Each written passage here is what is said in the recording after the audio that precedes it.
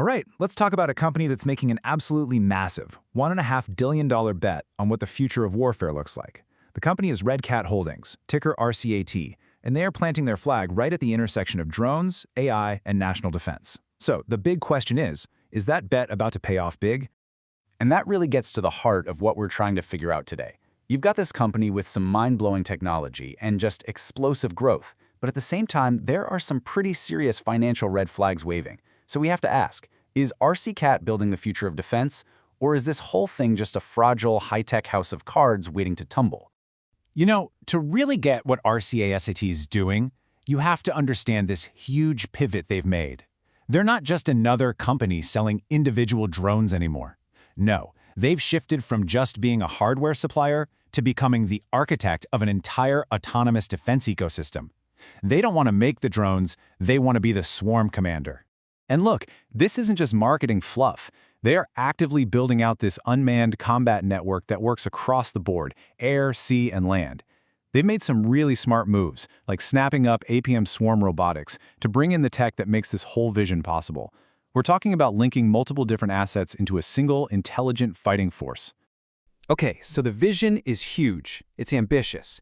But what about the business itself? Does RCAT have a real, durable competitive advantage here? You know, a moat to protect all this? Or is all the excitement we're seeing just a mirage that's going to disappear? Let's break it down. The whole argument for and against RCAT is really a two-sided coin. On the one hand, the bulls, the optimists, they see this incredible, fast-growing ecosystem powered by cutting-edge tech. But on the other side, the bears, well, they see a business that's maybe built on a pretty fragile foundation with some major risks hiding underneath. And listen, the bull case is really compelling. Their crown jewel is this tech that lets drone swarms operate completely off-grid, no GPS needed. I mean, think about how huge that is on a modern battlefield. They've got heavy-hitting tech partners like Paladin AI, a massive tailwind from the US banning Chinese drones, and they've already locked in an order from a NATO country. And maybe most important of all, their tech has been proven in actual combat in Ukraine. That's credibility you just can't buy. And all of this is translating into just absolutely bonkers top-line growth. We're talking 161% year-over-year revenue growth. I mean, wow. Numbers like that are what get investors really excited. It suggests their products are a hit and demand is through the roof. But that's not the whole story. Because then you see this number, a gross margin of just 3.1%. That is not great. It's a huge red flag that just pops right off the page. It screams that even with all their fancy tech and their market position, they have almost no pricing power right now. They're selling a ton, but they're making next to nothing on each sale. So, this brings us to the people running the show. Does the management team have the vision and the skill to navigate these kinds of challenges? Or are the decisions they're making, especially about how they fund all this, just watering down the value for shareholders? From a strategic point of view, their futures initiative looks brilliant. It's a really clear, logical three-step plan. Step 1, go out and form these critical alliances with key tech players. Step 2, integrate all that amazing AI, swarm, and tethered tech into a single, seamless platform. And Step 3, bring manufacturing in-house to control your own destiny on quality and supply. It's a fantastic, ambitious roadmap. But this is where you hit the big trade-off. On the one hand, you have management executing their strategy almost perfectly. They're building exactly what they promised. But the flip side is the cost of doing all that. They've had to raise a ton of cash, and that has meant significant dilution for existing shareholders. And here it is, the cost of that growth in black and white. To get the money they needed, they issued a ton of new shares, boosting the total share count by a whopping 42%. So if you were an investor, your piece of the company pie just got sliced up and became a whole lot smaller. Okay, let's switch gears and dive into the financials. We need to see how this all adds up. Is this a picture of sustainable growth, or are they just burning through a mountain of cash to keep the lights on? Now, at first glance, these numbers look pretty scary. A net loss over $72 million and almost $90 million in cash just flowing out the door. But hold on. This isn't really a story about a failing business. It's a story about investment. They're deliberately pouring money into building out their factories and stockpiling inventory because they expect massive demand just around the corner. It's a huge, calculated risk. And the thing is, they can afford to take that risk. I mean, just look at their balance sheet. They're sitting on a war chest of almost $168 million in cash, with only $5 million in debt. That high cash, low debt profile is their safety net. It gives them a really long runway to get this plan off the ground without being backed into a financial corner.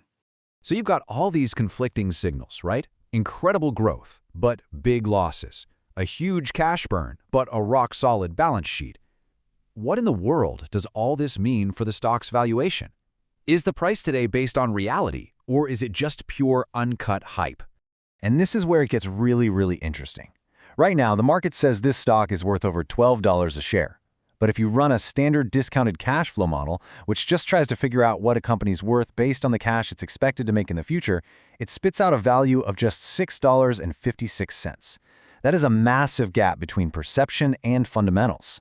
In fact, investors are paying an 88% premium over that calculated value. So what does that mean in plain English?